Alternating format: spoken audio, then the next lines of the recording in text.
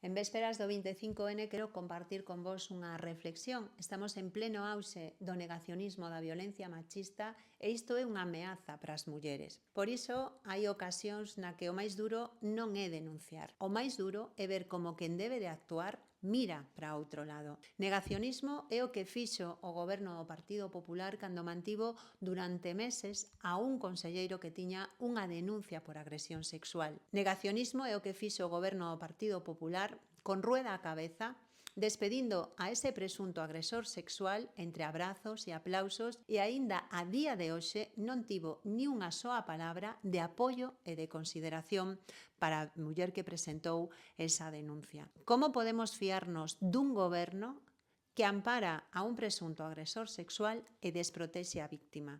Que mensaxe se lle está mandando ás mulleres deste país? Por iso, este 25N volveremos encher as rúas en contra da violencia de xénero. Por todas as que tiveron medo e calaron, por todas as que denunciaron e non foron escoitadas. Fronte ao negacionismo que quere levarnos cara atrás, que nos quere ver caladas, diremos alto e claro nas rúas que non queremos máis violencia de xénero e que imos seguir traballando por unha Galiza de mulleres libres, vivas e iguais.